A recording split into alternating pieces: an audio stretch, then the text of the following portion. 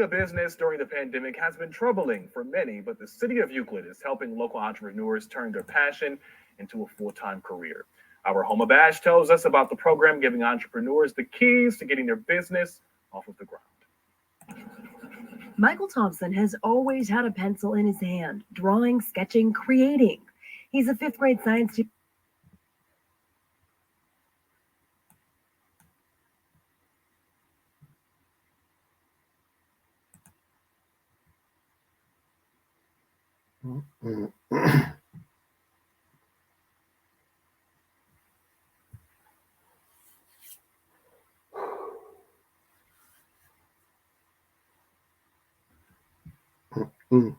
Ah,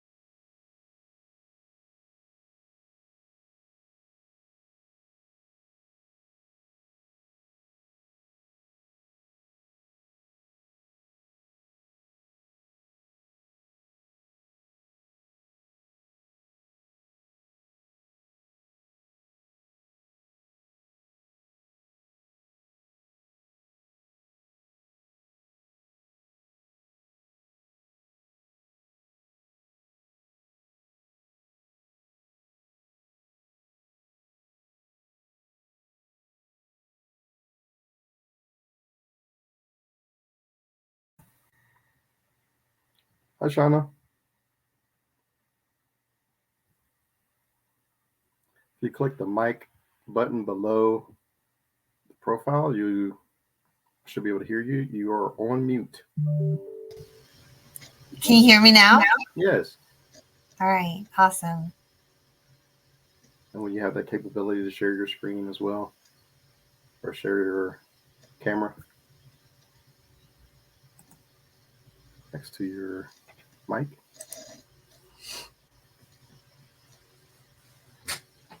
We're the only two here right now, so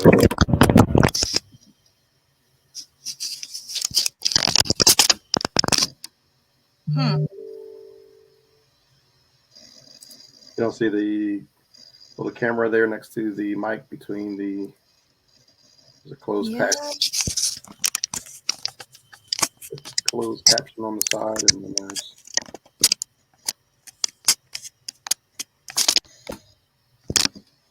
Why isn't it working?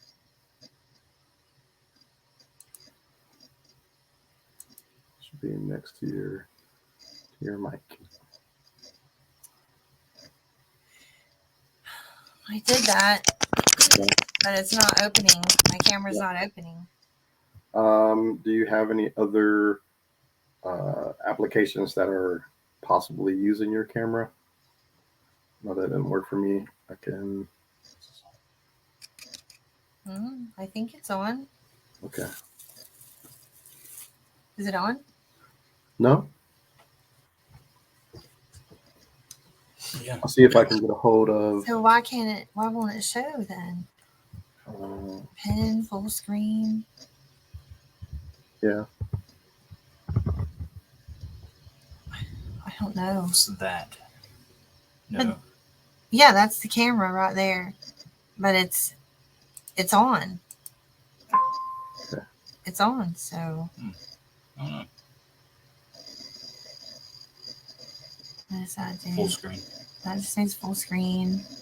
Moderation. What's this? Go. Try hit the moderation button. Maybe that will. There's the moderation. If it's dark, and you hit it turns white. Maybe.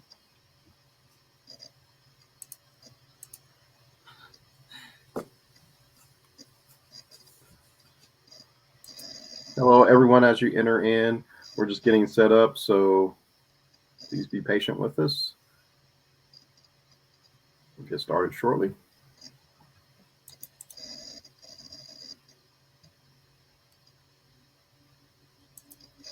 Let me see here. Are you there? Let me see.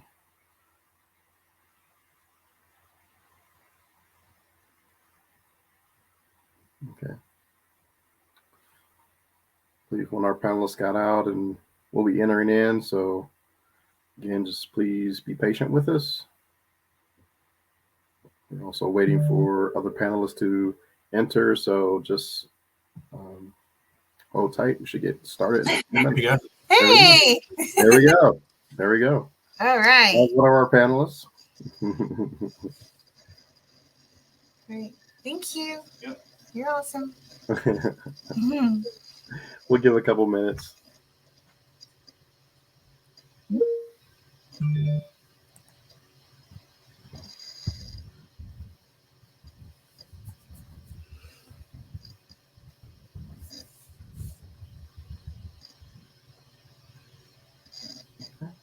I'm going to check, see if our other panelists have entered here.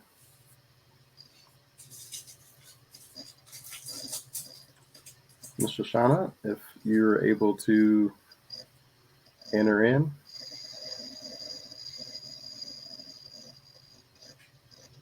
To the session, if you can let mine turned on your mic and screen, please.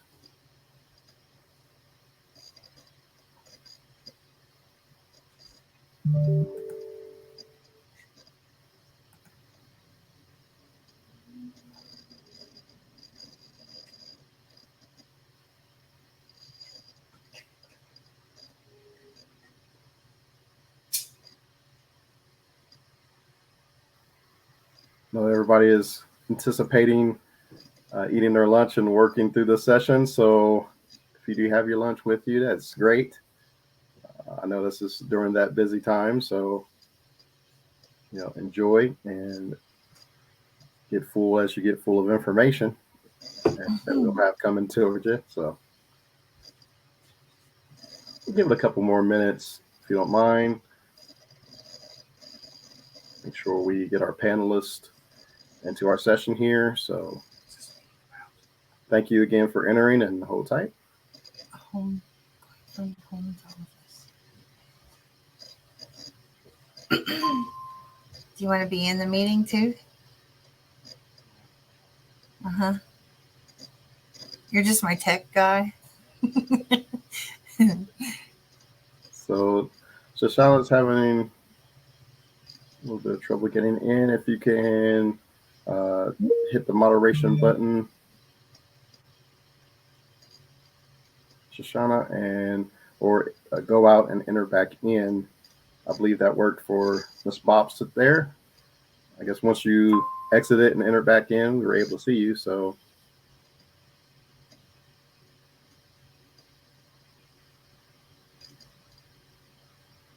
hoping that may work with our other panelists here. So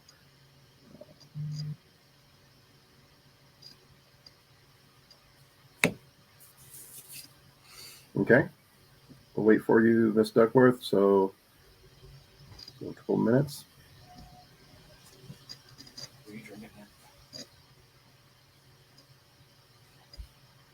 We have Miss Elijah Morris, if she is in our group of participants here, if you wouldn't mind joining with us and entering into the session.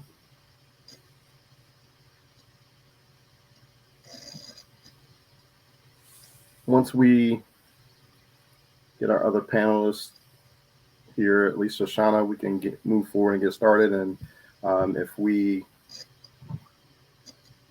get our other entrepreneur or owner in, we'll just bring her in as necessary. So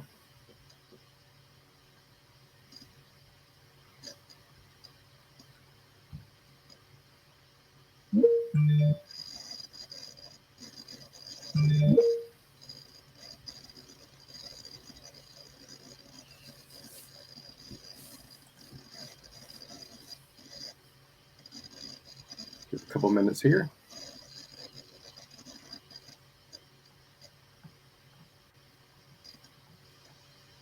Thank you again for joining the session, moving from a home-based business to a storefront business. Again, we're just waiting a couple minutes. So those who are entering in, hold tight. We're trying to get one of our panelists back into the group.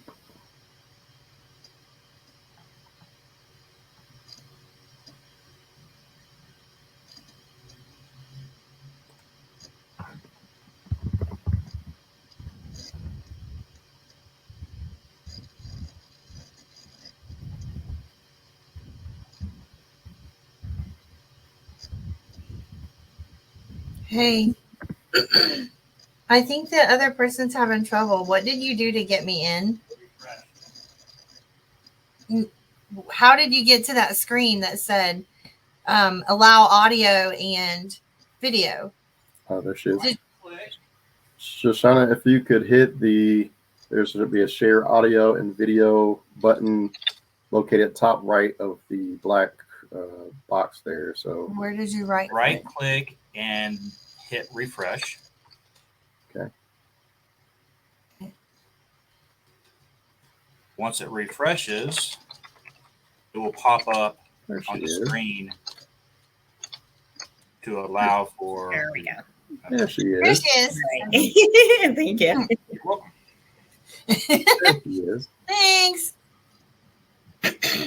I'm on here. I said, what am I missing? And I saw that button up there, but I said, I'm not sharing anything right now. It's fine. I've not heard from Malaysia at the moment.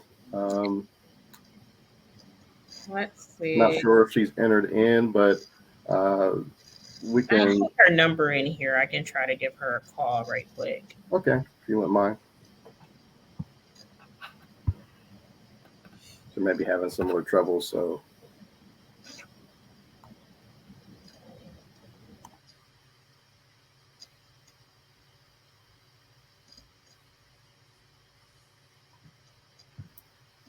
were the roads bad, Miss Shana? Bob's. Not yet, Okay. but I guess they're gonna get bad. So Yeah. yeah. I'm headed to Cleveland after this for a train the trainer class. Wow. Yes, I'm kind of nervous about it. Hate driving in bad weather. Yeah.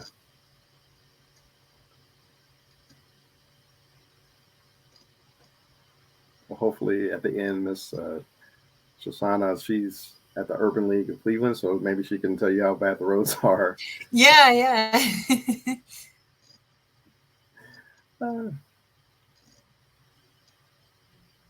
So everyone, we're looking to get one of our panelists into the session here. We'll have a group of 3, so we are very close. So thank you for your patience and time. I'm sure we will be able to get to a lot of the information that's needed.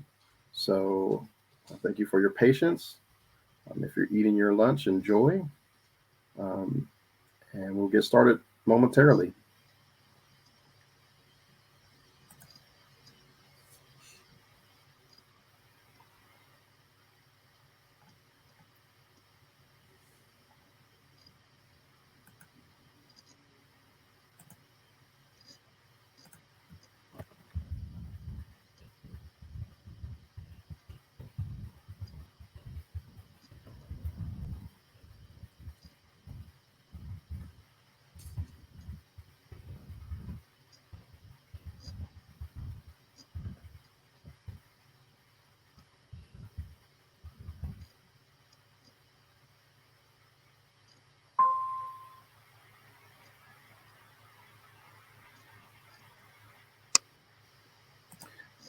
Actually, putting in a poll question.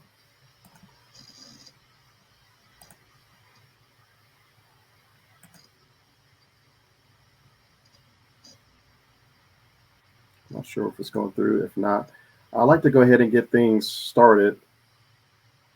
We can worry about the poll question later if necessary. But I thought I could get something in there while we wait. We'll be waiting for our other panelists, Ms. Malaysia Morris. But we're going to go ahead and get things kicked off here. So again, thank you. Thank you for attending this session. This is moving from a home-based business to a storefront business. And really, this is going to be an informational session here with our panelists.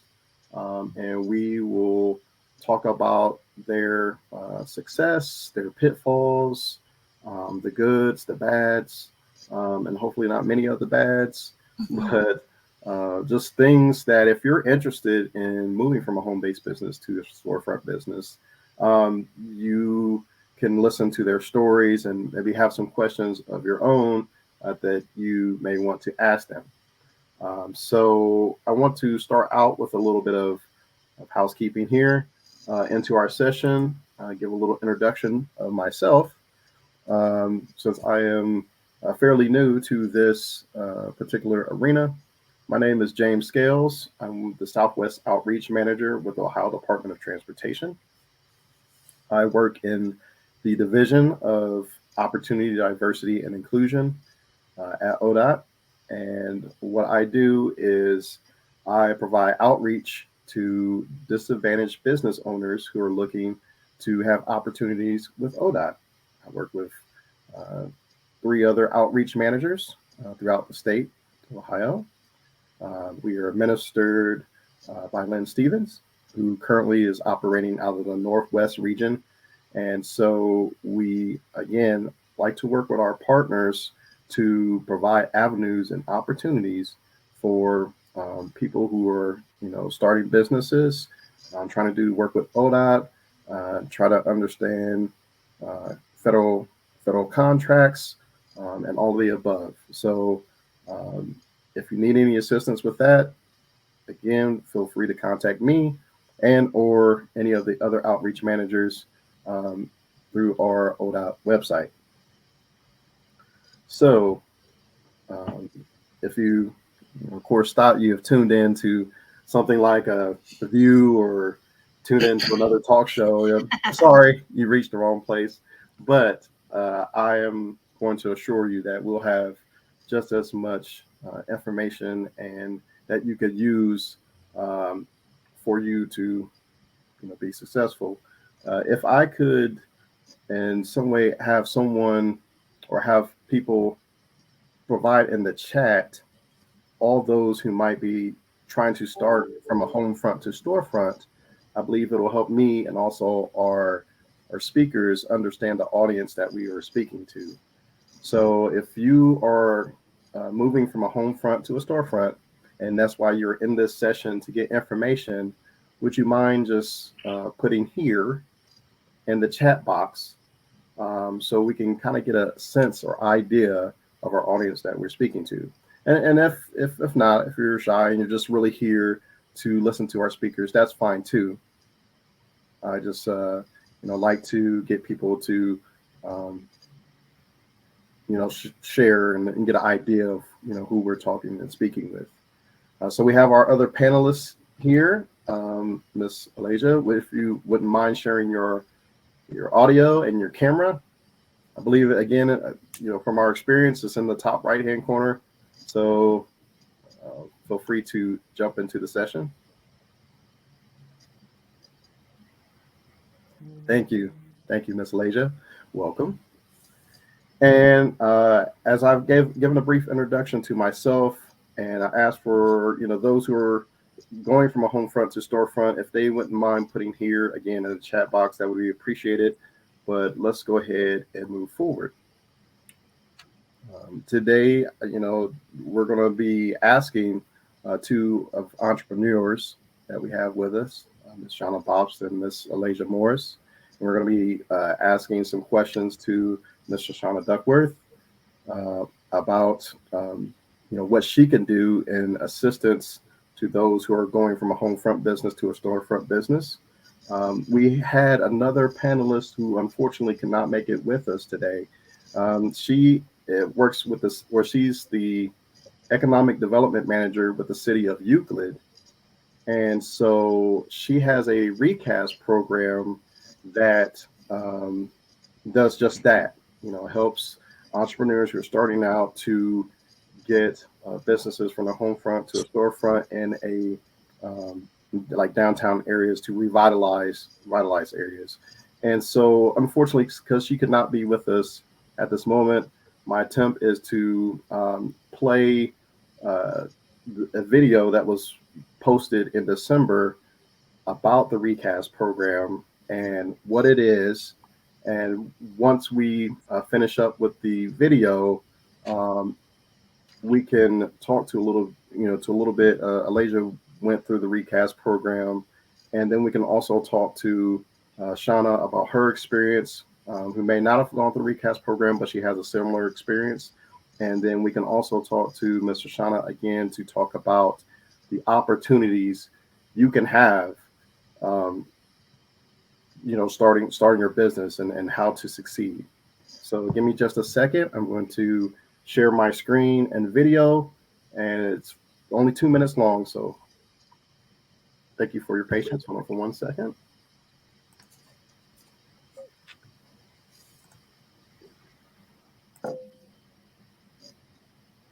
Hope everyone will be able to hear it.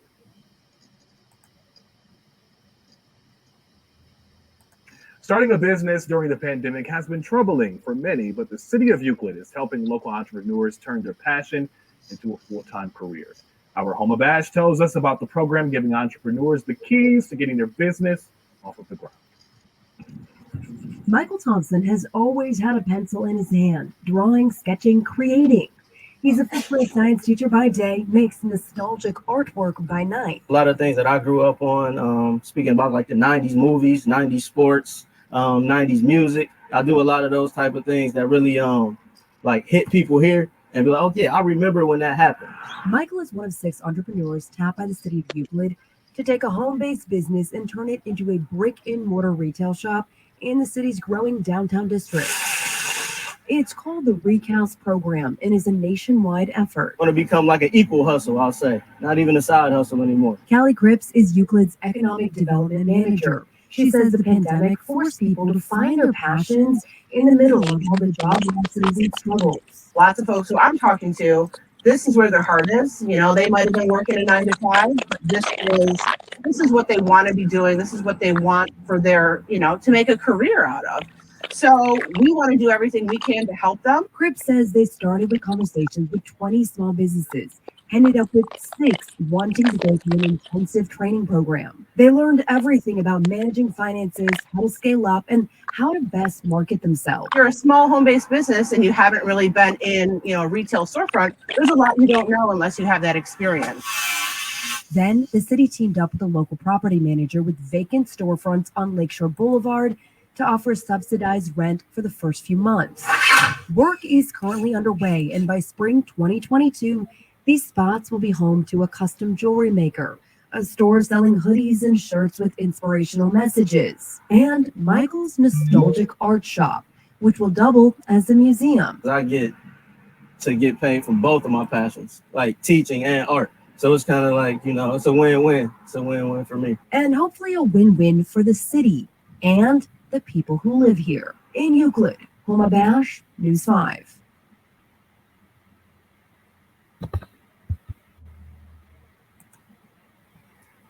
Okay. Thank you for watching that video, and that gives you a good sense of the Recast program and what entrepreneurs are looking to do and how exciting it is to become a part of a program and to grow businesses trying to achieve and revitalize like our downtown areas, giving opportunities and promoting, you know, visions in the future, not only for, you know, people, but for, you know, downtown and downtown areas. So to go into our next portion of this session is we're going to have a moderated Q&A by myself, and where I'm going to ask some questions to our panelists, and I'd like them to elaborate and talk about their experience. And once that moderated question and answer is complete, then I'm going to open it up to the general public for some questions and answers that you can ask our panelists. So I'd like to go through the moderated session first, so that we can get as much information to you. And then if there's something that you hadn't heard or something that you want to ask, then we'll do so at that time. But maybe those answers might be provided in the initial questions. Okay. So it's a good thing that you saw Ms. Kelly Cripps with the City of Euclid, but I want to first introduce Shashana Duckworth. She is the regional director for the Minority Business Assistance Center at the Urban League of Greater Cincinnati. So, Ms. Shashana, can you just, would you mind introducing yourself to our guests, please? Sure. So just a little correction. I'm the regional director of the Minority Business Assistance Center at the Urban League of Greater Cleveland. And within that role, what I do is assist minority businesses. We have 8 counties that we serve, and we assist minority businesses with contract procurement, certifications, and access to capital. Within we actually have an entrepreneurship center at Urban League that consists of 3 areas. There are 2 other areas within our entrepreneurship center. We have what's called our Small Business Development Center, or you may know it as SBDC. What it is a state-ran program as well that's partnered or powered by SBA. And they assist with more of the early stage businesses, assisting with starting, sustaining, and growing. And then we also have our UBS Center, which we're able to offer a low interest loan program to our clients. That's awesome. Thank you. And I apologize in the introduction. So thank you for correcting me. Let people know who you are. So next, I'd like to ask Ms. Elijah would you mind introducing yourself and letting people know about your business and where you are right now. Yes, thank you. Alasia, I believe you're on mute.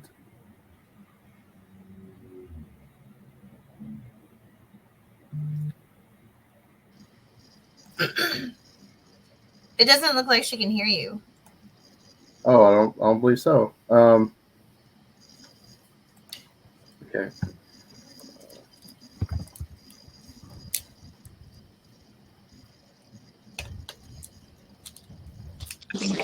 Here she is.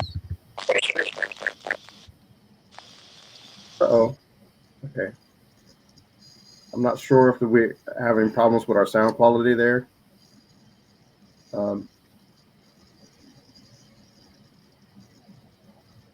Sorry. Maybe we can move on. We're having trouble with our sound. Trying to get a hold of Miss Alasia. I can hear you. Oh, okay, you can hear me now? Okay. Yes, I can hear you. Okay, we can hear you as well. It sounded we were having some troubles before, but would you mind go ahead and introducing yourself and letting people know your business? Okay, well, hello everyone. My name is Alasia Morris, and I am the owner and operator of Classy Cupcakes and Stuff. And I'm also the owner and operator of the Layer Event Center. I am currently a home-based business in the process of transitioning to a brick and mortar business, of course, through this city's Recast program. I started my home-based business as a bakery about 7 years ago. My business has evolved in so many different areas, and now I'm moving on to doing actual events for people, which it pulls up the need for me to have an event space. So that's where I am with my business. Thank you. Thank you, Miss Alasia. And now our final panelist, Ms. Shana Bobst. Would you mind talking about yourself and your business, please? Hello, I'm Shauna. I own Heart Mobile CPR and Heart Medical Trainings. I was in my home. I was a home-based business. We were going from business to business. We were setting up in libraries, wherever I could find to teach CPR classes and first aid to the public, or like I said, to business. I started this in 2018, and in 2019, I decided that it was time to get a storefront business. I had mannequins all over my house, in my spare bathroom, behind my couch, under my table. And it just got to the point where I got to get these guys out of my bathroom. So it was time to move to a storefront. And 2019 came, so I got the storefront, and then COVID came. So it has been very challenging, but we have been growing. We just became a actual school for the state of Ohio, and we are starting a phlebotomy program out of our office. That's great. That's great. That would be creepy to see mannequins in your house. I know it would be creepy in mine. So I'm glad that transition happened for you. I'd like to start off with my first question with Miss Alasia. I know we just talked about just heard in the news article that we had, or the video there, about the Recast program. And just real briefly, that Recast program, I understand, is kind of a nationwide program, and other cities across the nation provide something similar to what we see at the city of Euclid. And so Ms. Alasia kind of went through the program, and I wanted to know how'd you first hear about it? I mean, we heard from the gentleman, I guess, because he had connections, but how did you first hear about the Recast program? Well, for me, it started with a personal journey. I started out researching different opportunities in my city. It so happened that when I called to find out what opportunities the city had, they were actually starting this program. So they linked me over to Callie and her staff, and told me to come out, listen to the information presented, and I like the opportunity, and here I am. So that's how it came about to me. I was doing research and ended up finding the program. Okay. And so someone told you would hook up with Miss Callie. Was there, that was just kind of your own personal research? Correct. I had Okay. no clue of what the program was about. I just reached out, and it happened at a perfect timing. They had this program, it was starting right when I started to ask questions about it. So Awesome.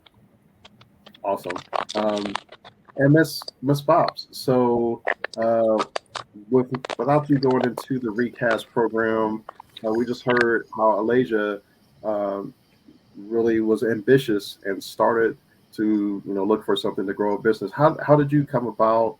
I guess going from that storefront again. I believe we talked about some assistance and help. Yeah. So could you score? Yeah, I didn't use the Recast program. I've never heard of that before. Okay. So this is great. I think it's going to be super beneficial for my new trainers. But I use what was called SCORE. It's a mentoring program with the Small Business Association. So they assign you a person that's appropriate for you and what you're doing, and they just meet up with you and you go over business ideas and how to grow. So that's what really got us going, was her advice on the steps we needed to take and what would help us grow as a business. Okay. And so you went through the Small Business Association. The city of Euclid is located northeast, correct?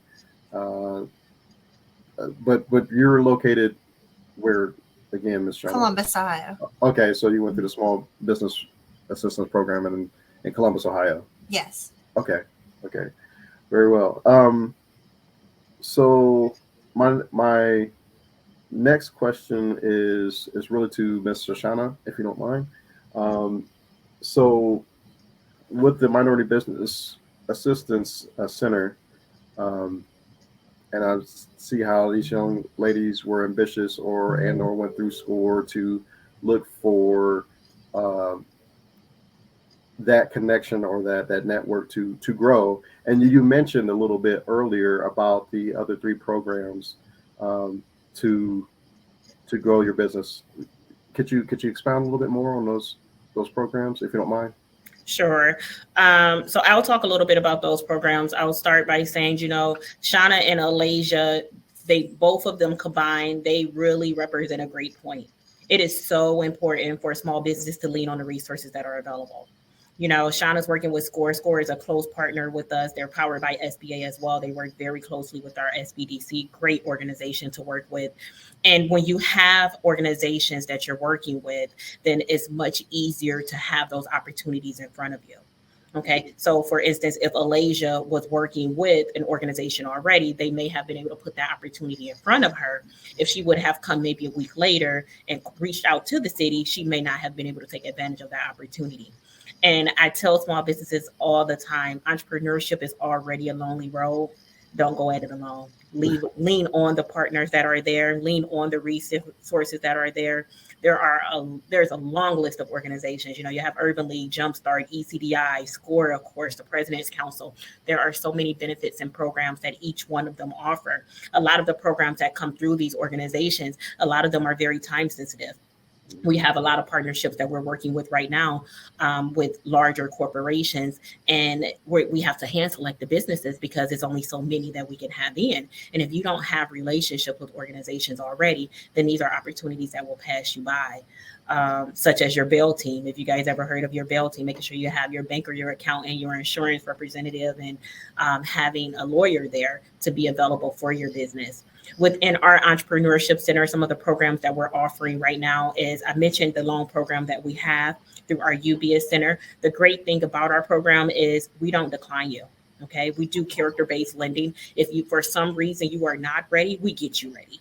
Okay. We approach all business growth through a holistic approach. So, not just saying, hey, you know what, you're ready to go in a storefront, let's get you there. Let's review your numbers. Let's review your financials. Let's see if you need a marketing plan. Let's work with you on developing a marketing plan. How strong is your business plan? Let's revisit that, or let's create one if you never had one. So we get you there, even reviewing your credit. We do credit counseling as well to prepare you and get you to that point where you're actually ready for our loan programs if for some reason you're not ready.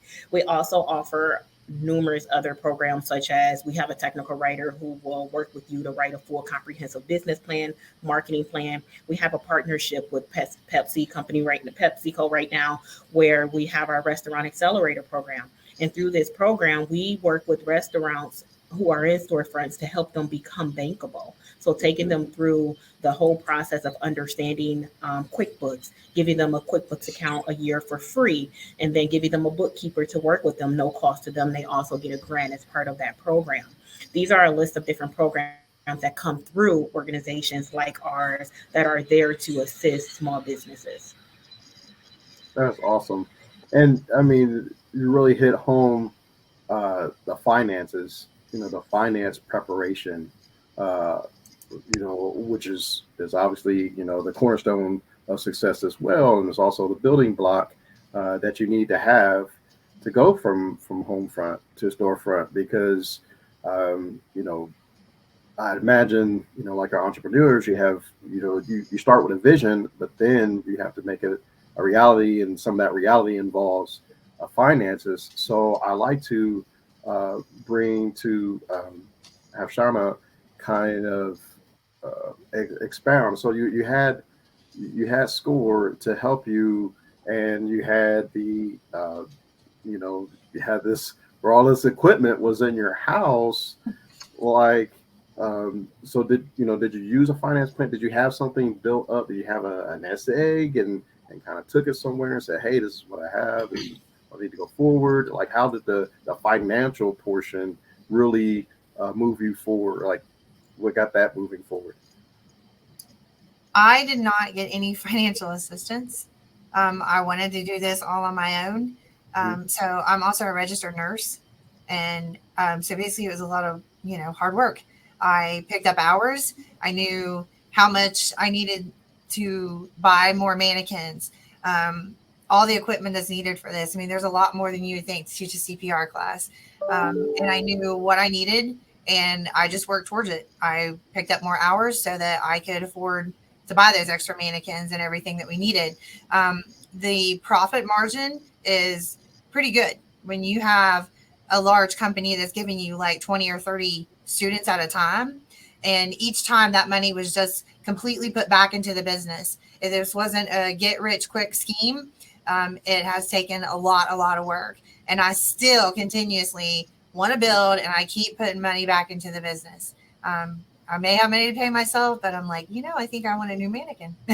Yeah. So it's just a constant thing. I know there is a lot of help out there for everybody to get loans, especially through the Small Business Association. But it was just a path that I didn't want to take. I wanted to be totally independent and not have any, just in case this didn't work. Yeah. I didn't want to have a loan that I had to pay back. So. Yeah, no, understandable.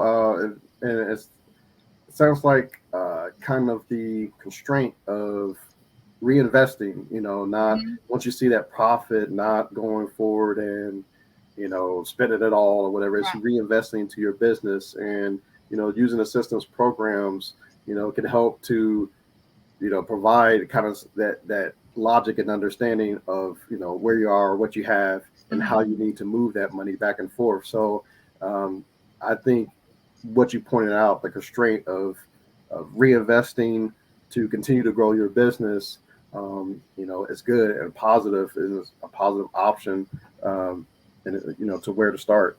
I don't know. I'm not sure if we can have Miss Alasia back on. Like we lost her. Yeah, I think we might have. See if I can add her back in.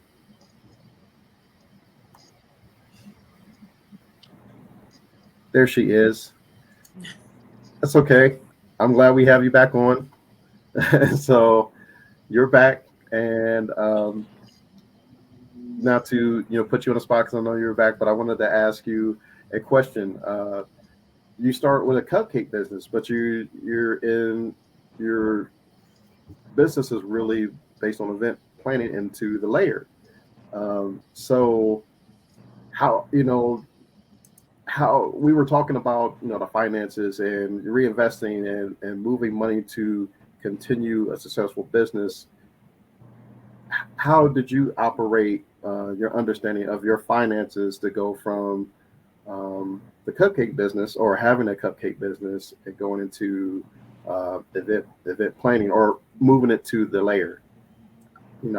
How was that transition, and or was the layer really there first and the cupcake business was second? Could you just clarify that for us? Okay, so can you hear me okay? Yes, ma'am. So I apologize. I can barely hear you. Oh. I changed my location because of the reception. I figured it was a reception issue. So now I can see you and I'm clear, but I can't hear you. Are you able to control the volume on your end? I don't believe so. I might not have the options. I'm not sure if the session people can control the volume. I could also. Well, we hear you perfectly. I hear you perfectly fine. So, Alasia, it may be the volume on your end. Okay. So, see if you can turn the volume up on your end. Yeah, I've turned the volume up.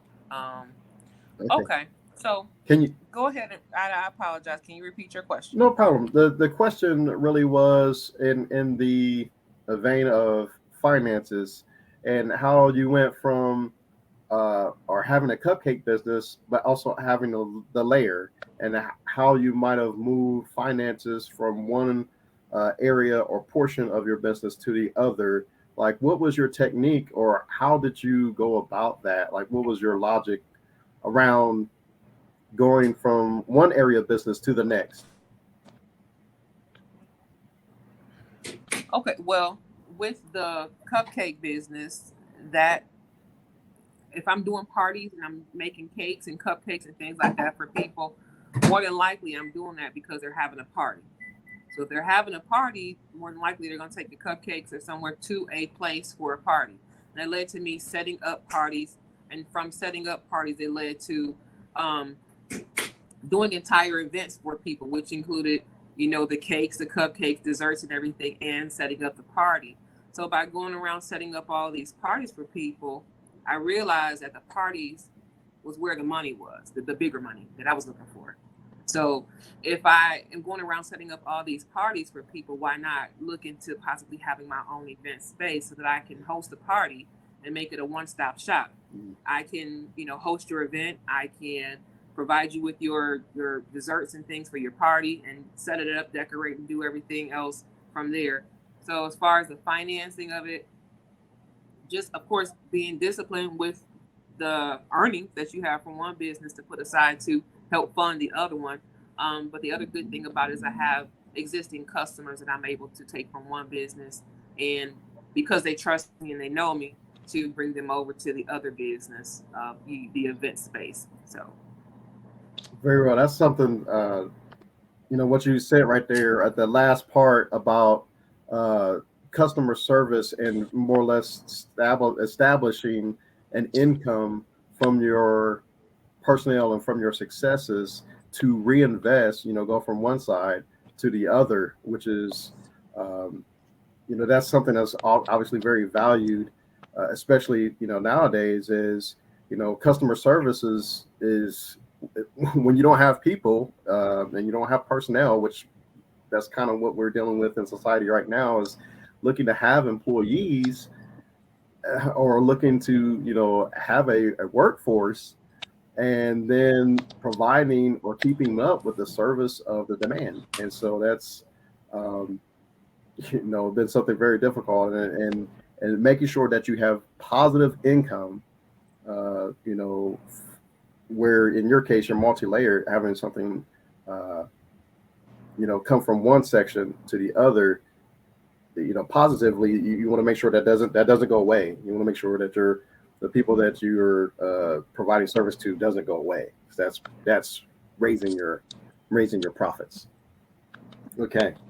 I like that. I would like to go ahead. I know we were talking about being in a moderated session, but we do have a question, and it's to Miss Shashana. It's from Hollins. The question is, to your knowledge, do urban leagues in other area offer similar services, writing business plans, etc.? If so, what are the costs into that?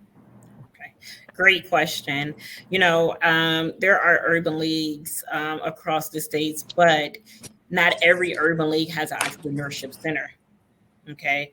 Not every urban league has an entrepreneurship center, and only 2 urban leagues have an actual SBDC. So us in Cincinnati are the only urban league with an SBDC. So the other ones, some of them have entrepreneurship centers, but not all of them. And the services that we provide are 99% of the time at no cost. That's the other great thing about us. We have a team of certified business advisors, and when you're assigned a certified business advisor, they sit down with you and develop a plan with you, and they go through and help you master that plan with sustaining, starting, or growing your business. And those services are at no cost to you. There may be some programs here or there where there may be costs associated with it, but the cost will be extremely discounted. For instance, we had QuickBooks become an expert in QuickBooks cohort where it ran for a few weeks. We had a QuickBooks Pro come in and take you through everything on QuickBooks where you no longer need a bookkeeper. And we paid her way more than we charged you. Wow. Service at its best, even from the assistance center. So that's awesome. Thank you. I'd like to ask our entrepreneurs a question about, because I want to keep on our main topic from the home-based business to a storefront, which would, seem sort of difficult. Like, when did you, so Miss Shana, when did you know that you were ready? Like, I mean, you're doing it now, but investing in finances, investing in yourself, but when did you know you were ready to I'm not ready. Not ready? I'm still not ready. Yeah, right. I had messaged back to someone. I think that just being ready looks different for each and every person. Like I said, I still would say, hey, how am I even doing this? I don't even know. I just think that it just has to make sense. You have to take a step back and look. Is it going to be more beneficial for me to get these mannequins out of this bathroom and into a storefront and able to go and do more? Can I bring people to me?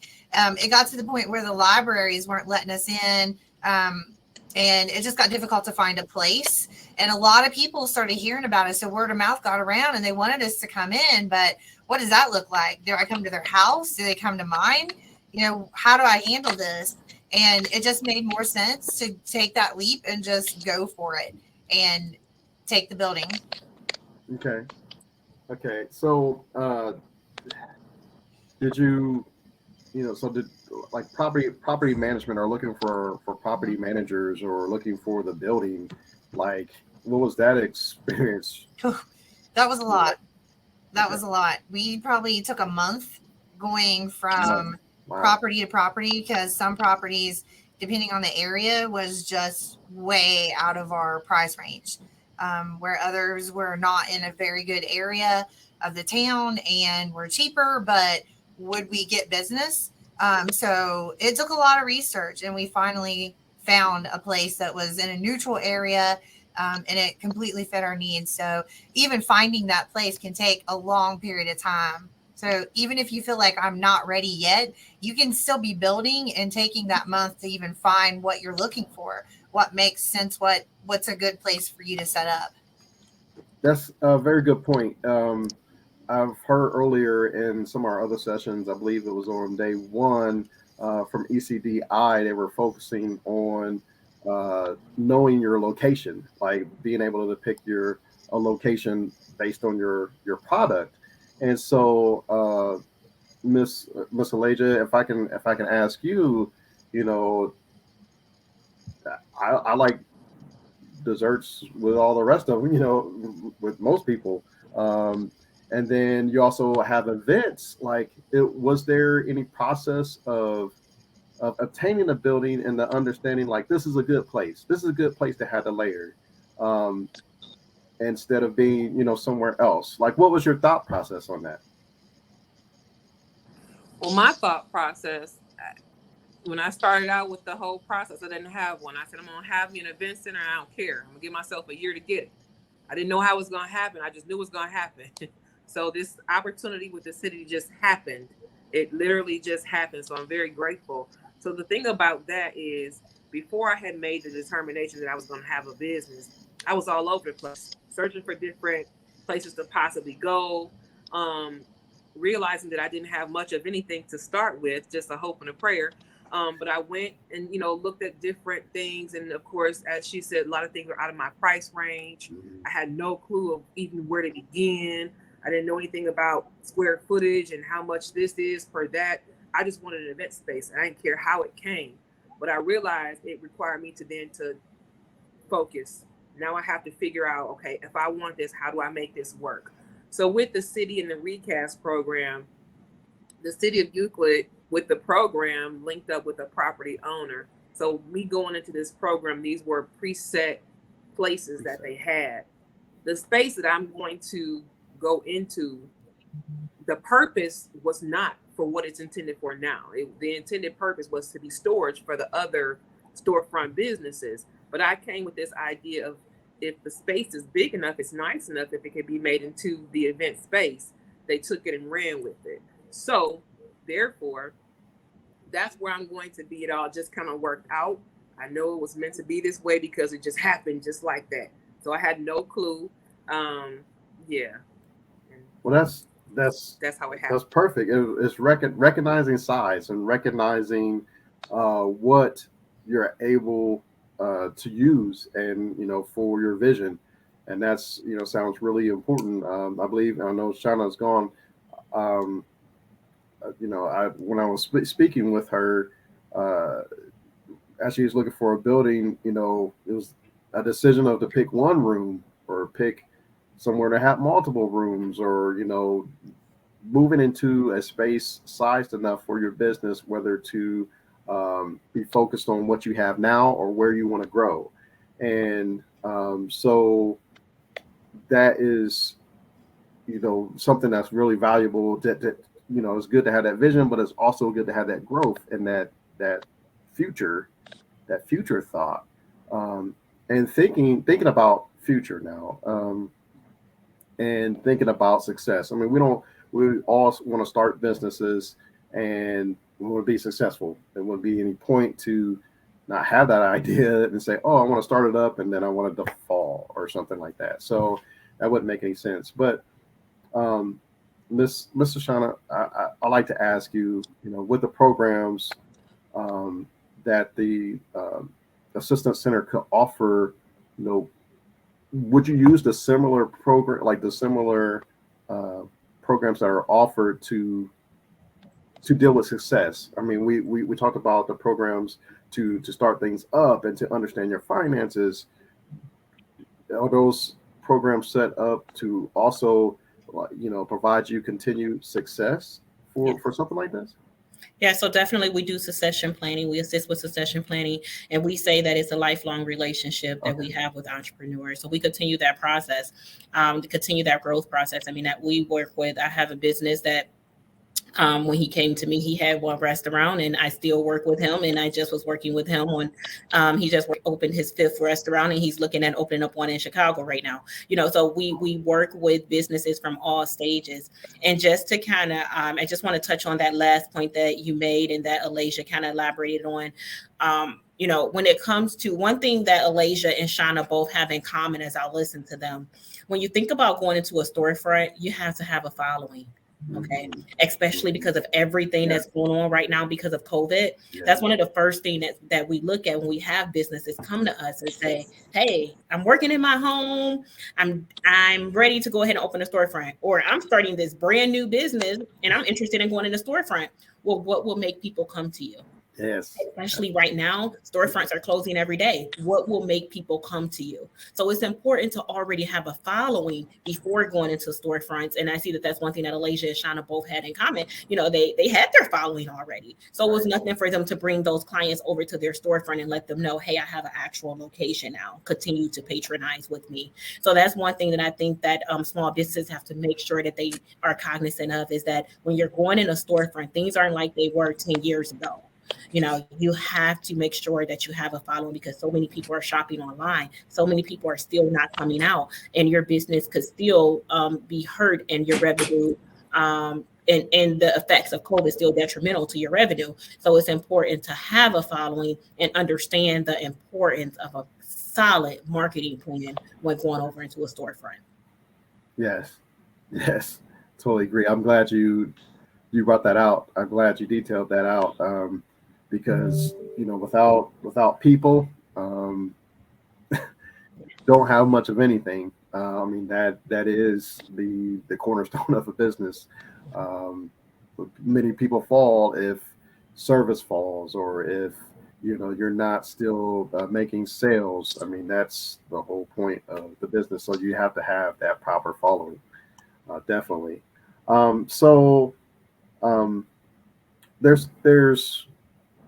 There's another thing that I had wanted to ask, but I think Ms. Shana has left off, is along with having the following of people,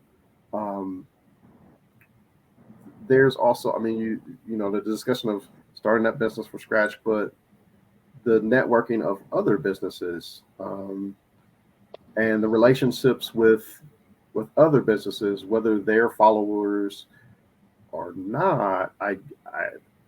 I guess I want to take it as far as to, I'll ask Miss Alasia, like, you went through the Recast program, and it sounds, much, independently using that program, but do you talk to other entrepreneurs or other sources other than the assistance program to help guide?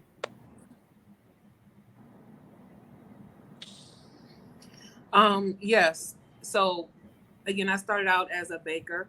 I have friends that are also in the business with me as well. I know I should look at them differently, but they are not, I don't consider them my competition. If there's something that you have that I need, or if there's something that I have that you need, I'm open. We share things, and that to me is what helps us to grow individually, as well as just for the industry altogether. And as far as me professionally trying to develop and grow from where I am, because the things that I've learned, quite honestly, I've learned on YouTube University. But that only helps me with the skill and creating and making things pretty and providing you this beautiful cake and things that I do. But the biggest thing that I needed help with was the actual business side of trying to make my business grow and creating those relationships. So every opportunity that I have when I meet people, I'm trying to figure out, okay, number one, for where I am right now, what do you have? What can you add to my business? And a lot of times, as I said before, a lot of people are looking for financial resources to help with their business, which is important, but it's not the only thing. Mm-hmm. Because if you gave my business $100,000, if I don't know what to do with $100,000, Right. I'm gonna be looking for $100,000 again tomorrow to waste because I didn't know what to do with the first $100,000. Yes. So for me, again, the resources like the Urban League. Okay, where's my business plan? I may be able to create a cake and decorate an event, but my business plan is what's going to take me from the first event space to the second event space.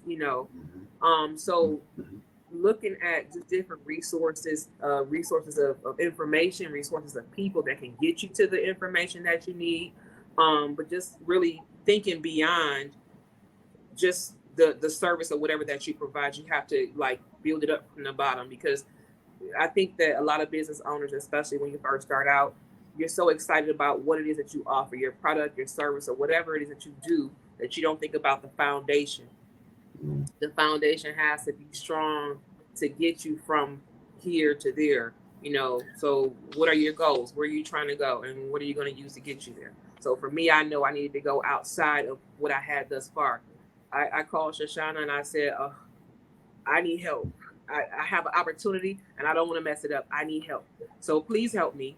And I realized in that where I was, you know, where I wanted to go. I don't want to just open up an event and say, an event space and say, okay, and treat it just like a hobby.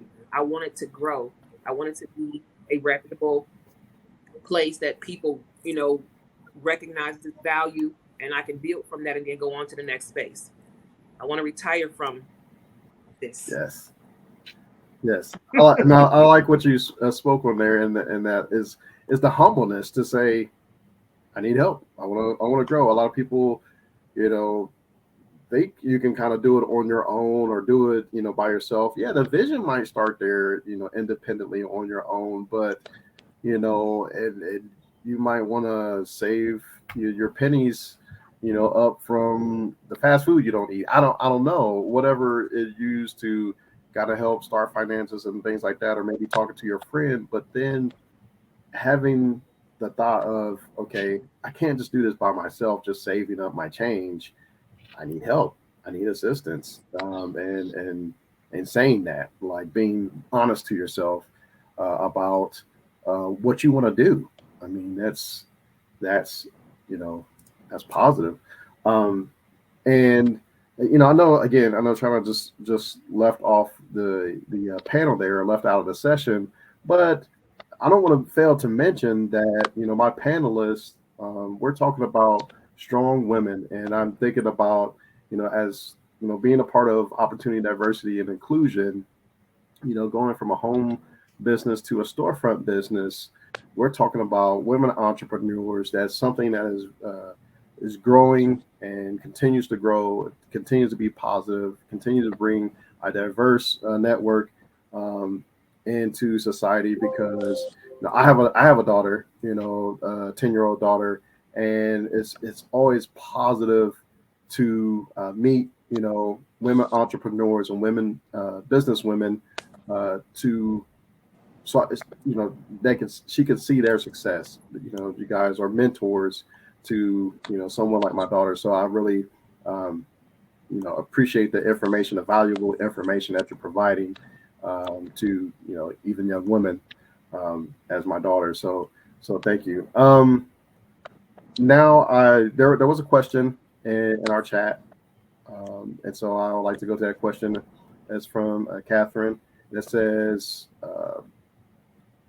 I like to, I guess, pose it because I guess Shana was out, but it says, for small business owners looking to make the move to a storefront, are there resources available to help them find a suitable storefront location when they don't have like connection to a realtor? Shashana or Elijah, I guess I'll start with Shashana. Would you mind? Great question. You know, we are an organization that partner with all of the municipalities. As I stated, I serve 8 counties, and we partner with all of the different municipalities around us. And what we do is make sure, once we determine, so if we're working with you and we determine that you're ready to go into a storefront, we reach out to our partners to determine the spaces that are available. Usually a large percentage of the spaces that are available, we know them or have a list of them. If not, then if there's an ideal location for your business or a space, an area that you're specifically interested in, we reach out to that area or talk to one of our partners to see if they have anything available or to see if they know of any vacant spaces that could best meet the needs of your business. So yes, we work to assist you with identifying a location that works for you. Awesome. Thank you. And then I know Callie Cripps was not, able to be on this panel or in this session as well. I'm sure she's also a resource to talk about the connections to realtors and property managers as well. Okay. And then Um, another thing too is understanding that even if you don't have a realtor, everything that's listed for lease is usually out there on the internet somewhere. You know, you have, what is it, LoopNet, where you can go to and look at spaces that are available for lease. So there are opportunities for you to not even have to worry about finding a realtor. You can go and kind of do a soft search out there on the internet to see what spaces are available within the area that you want to be in also. Some spaces are not advertised, like for instance, coming through some of the programs, such as the Recast program, those spaces are not going to be advertised. And then there are other spaces that different municipalities may own or have that are not going to be advertised. So that's where that's where it becomes even more important to make sure that you're developing relationships. awesome. Thank you. Thank you. That's what I was going to say. For me, I started out contacting my city to find out what my city had available, if they had any programs for small business owners. And it just so happens that with the city recast program, they had already identified spaces that they wanted to develop. So, and when people ask me, how did this opportunity come about, I explain to them how it came about, but I also tell them to reach out to their city, find out what your city has available for small business owners, because they're looking to invest and grow you just as much as you want to, grow and get into a storefront yourself. They don't want empty storefront. They don't want empty spaces. So they may be able to connect you to a property owner or what have you within your city. Thank you. That's a very good point. I wish I kind of had that a little bit of knowledge and information earlier for myself. Years ago, my father is actually, a pastor, and he was looking to expand or looking for a place of, another church. And so, here I'm like hustling and bustling, trying to drive around my neighborhood, trying to look at buildings that I thought was appropriate, for his church, and to be in a storefront. And so, if I had a little bit of that knowledge earlier on, then I could have done just that. I could have gone to an assistance center or gone to the city and or had something, had enough knowledge to look for some, look for the loop and look for properties that were available. That'll make that search a lot easier, obviously. So, so thank you. Again, I hope there are businesses that are in our audience or people who are looking to start businesses from their home going to our storefront. I hope those are in the audience. And again, I would take the opportunity to ask Miss Shashana and Miss Alasia about information on how to make that transition. So definitely feel free to put your questions in the chat as necessary, so that this is free knowledge and with in front of you, where you don't have to go so far and have to take the time to research. A lot of times, just that is when you're running a business, there is sometimes that that loss of availability to get to your assistance center or talk to somebody from your assistance center, because during the day when you're operating a business, you may not have time to PR and to look for sales. So this would be definitely the time to make sure, if you're in the session, to ask those kind of questions now while you're here, how to get things started. But to move on, I had another question. I'm going to ask Miss Alasia, if you don't mind. So, could you spend just a little time on maybe some of your pitfalls that you've experienced? Because I'm sure we all have pitfalls. But if you could briefly maybe educate someone who might be wanting to start from a home business to the storefront, like something maybe they should avoid or maybe think about. Okay. So there's a couple for me. When I first started out with my cupcake business, I was on fire. I wanted a bakery. I wanted a bakery because that was going to be the best thing ever. And I reached out to another small business organization that was designed just like the Urban League to help me get from here to there. So when I went in, I had all of these high hopes and dreams, and they pretty much told me, "You're not ready." I know how to bake, and I have this, and I'm ready. You're not ready. Here are the steps to get you to be ready. And it was just like, forget it. I'll just stay and do it as a hobby and bake from home and all of these things. So, number one, those types of programs that are available to help you to grow your business, they are there for a reason. They have gone through all of the steps. They have the tools to see where you are and for what you're trying to do to help you to get there, to help you to be able to sustain your business once you get there. I wanted to skip the process. I wanted to get from here to there, and I was guaranteed to open a bakery and close within the first year because it wasn't going to be what it needed to be to get there. So, number one, allow them to actually take you through the process to get your business from where you are to where you really want to be. But then number two is to truly know yourself.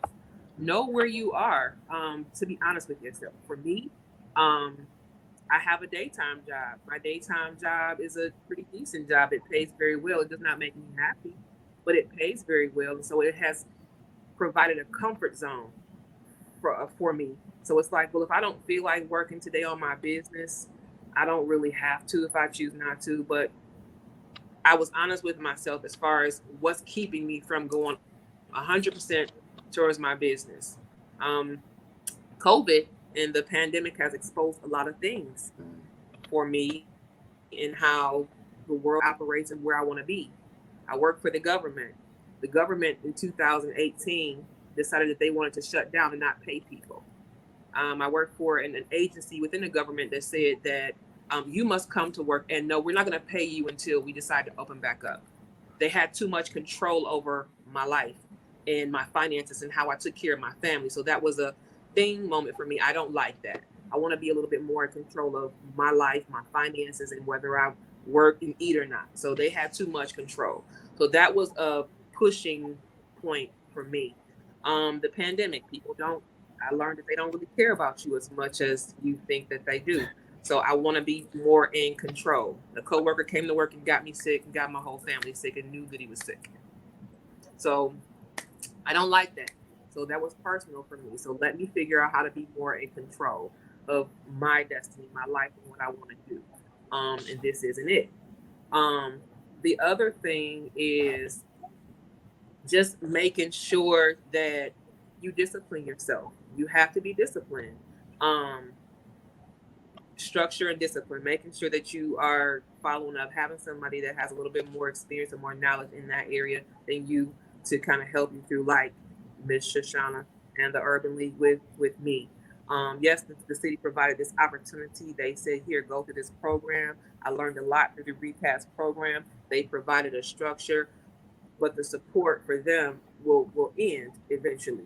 They're going to release me. And from what I've learned from them, I should be able to carry on. But I know that there are more things that I need to know as far as, continuing to go forward that I'm going to get from the Urban League and other, resources available. So just taking everything that you get, just take it all in, actually take the time to learn and discipline yourself to actually understand.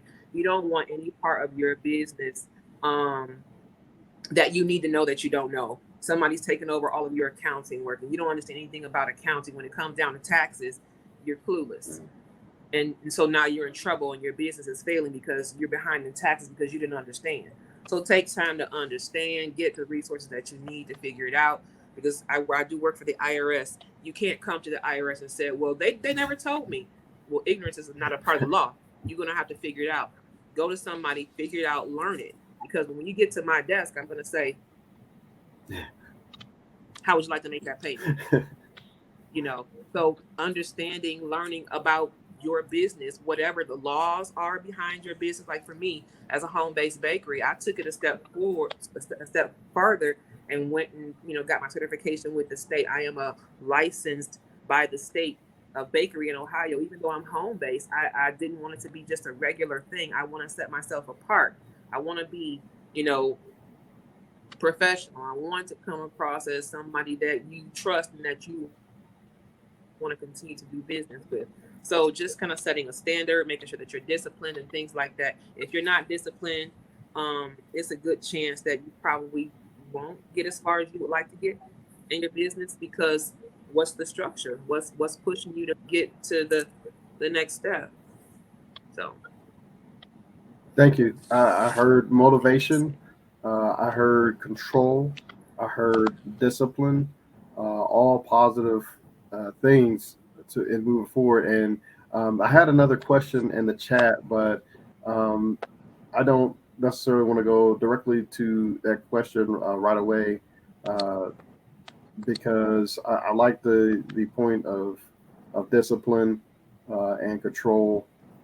So again, I'm this unfortunate Miss Pops had to leave out our session today, but something, when I spoke to her about the session that we were having, she said very similar things about having that motivation and starting at one place, and where she's grown to she's centralized in Columbus, but she has a place in Cleveland, and then she has a place in Cincinnati. I think she might have mentioned a little bit of that, but is having that control, and then strategically,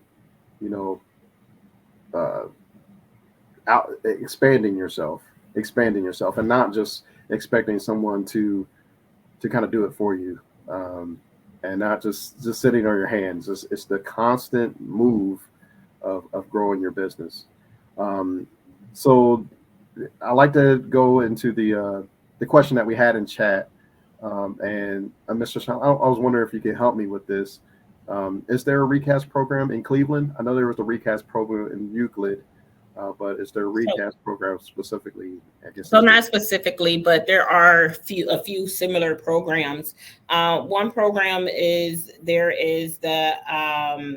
Glen Village. That's a program that the City of Cleveland Department of Economic Development kind of leads. And what they do is they assist businesses with getting into an incubator space as a startup space with the and they do subsidize the rent. And then is to pretty much advance that business and prepare that business to grow into their own storefront space. Now they have programs such as Storefront Renovation, where the county and or the city that you're in could come in, depending upon what city that you're in, could come in and give you a grant to renovate the building, or either for your signage if you're a new building or existing business going inside of a storefront. So there are different programs like that. There are programs where different cities assist with getting you inside of storefront, but not specifically the same program that Euclid has. Okay. Everything will be different depending upon what area you're in. Okay. Yeah, like we heard from Channel Pops earlier, she was with SCORE, and that was a different program than the Recast. So I appreciate that. I appreciate you letting our audience know about that. I like to go back to the question of pitfalls, but in a different viewpoint. And yes, does Cincinnati have it? Grant, I'm sorry. Before I go into my next question, Taylor Reed asked, does Cincinnati have, I guess, a program or a grant for entrepreneurs and self-employed? I would. My first thought is, go ahead and reach out to your Cincinnati Minority Business Assistance Center and ask them if they have programs like that. Jalita Stoltz with ODOT, who was in this position prior to me, and she has a lot of network resources. She provided that you can talk to Eric Denson with the City of Cincinnati about something like that. If you want to send information either to me, I'm not sure if Eric is in our list of people there, but you can also go to their booth at the end if you would like, and provide your information or contact Eric Denson with the city. Okay. So back to my question that I wanted to ask Miss Shashana, because we were talking about pitfalls, and I meant to kind of continue on with that, but I'm wanted to ask her because she may see it from a different viewpoint, because as she provides assistance and she's at an assistance center where a lot of people could come to her or come to the center for questions. What have you seen mostly as far as pitfalls? Like, you sort of mentioned of, again, making sure you have followers, but what things have you seen mostly that hang people up, and that's something that you avoid? The number one thing I would say is not knowing your numbers, because just because you have followers doesn't mean that you're generating a profit. Even if you have followers, that doesn't always mean that you need to go inside of a storefront. And a lot of times people think, okay, well, I'm bringing in this amount of money, or I'm able to do this, or I'm going to do this. I'm going to go inside of a storefront, and then not considering the cost associated with that storefront. It's not just about the lease. It's also about the utilities that will be involved. It's also about the extra marketing that you will have to do. It's about the security the security cameras or whatever it is that you may have to have inside of your retail space. So it's important to consider all of those costs, the soft costs and the hard costs that will be associated with going inside of a storefront. So I tell businesses all the time, it's important to know your numbers, not just your revenue, but also your profit, also your credit score. And if your numbers have taken a hit, you should be able to explain why and why it's still important for you to go inside of a storefront. So understanding the ins and the outs of your business, and the numbers come first. Awesome. Thank you. A very important part, the accounting, is really a huge part. Having, making sure you understand what equipment you have, and your availability to that equipment, or what you may need to have to go into a space. Like you said, the hard cost and the soft cost, very valuable, very important. If we have any more, questions, feel free to place them in the chat. I think we got a lot of valued information here. With I know we had started off with 3 panelists, and one happened to, I guess going to somewhere else. But I really appreciate Alasia and Shashana providing a lot of valuable information about going from a home-based business to a storefront. Alasia using the Recast program, Shana Bobst using the SCORE program, Shashana talking really in depth about the resources that you can use to not only start but also maintain, talking about our pitfalls of what you might want to think about before you go to someone like Shashana or use programs that are provided. It's always good to have visions, but there also becomes a part of reality that you need to settle with.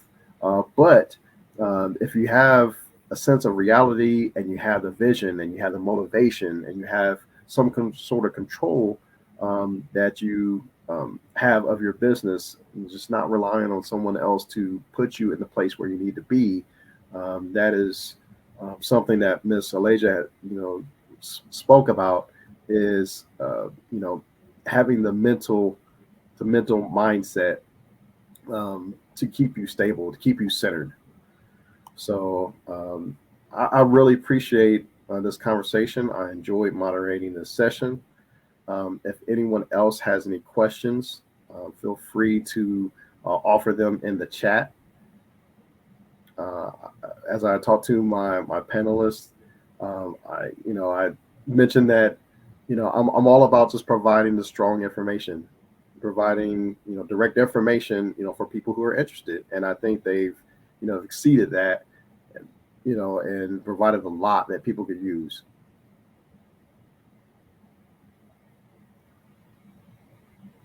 Anyone else have any questions?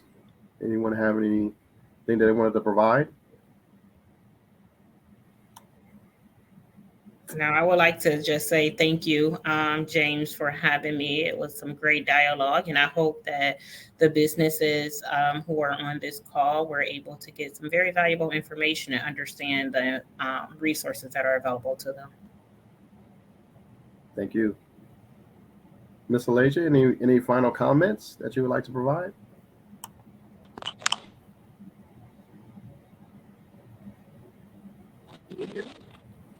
Okay. Nope, just what I do.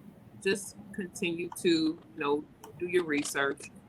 Realize that there are a lot of resources out there that definitely want you to succeed. A lot of information out there is free. Some you do have to pay for, but the most of the information out there is free. So use your resources and, educate yourself about the entire process. And get as much knowledge as possible. And good luck on your journey. That's awesome. Alasia, well, I'd like to expound on a comment that is in the chat box. Your cupcakes. So, this is time to plug those in. Like, how will we get access to your cupcakes? Where can we go? You can, I have a website created. You can look at a lot of information on my website. But most people contact me directly. I have a lot of repeat business. I have my Instagram page where you have a lot of cakes and things there. Reach out to me through social media. So, yeah. So you heard that, everybody. A lot of stuff. You're gonna have to blow Miss Alasia's on Instagram. Classy Cupcakes and Stuff is Instagram, and Classy Cupcakes and Stuff is also on Facebook. And I created the Instagram for the Layr, the LAYR event space. There's only one post, just my little logo I created. I did it by myself. I was very proud, by the way. I didn't pay anybody this time. So. All right. You heard it there. Get some cupcakes when the Layr gets started. If you're in the area, you can go to Alasia. Obviously, get some great service for your event. Sounds like great space. Obviously, the cupcakes and the event space for a wedding. I mean, I can't market the business. Alasia is the person in control of that. So she wouldn't want me to be her PR person. I want to allow herself to do. I'm taking it all. Yes.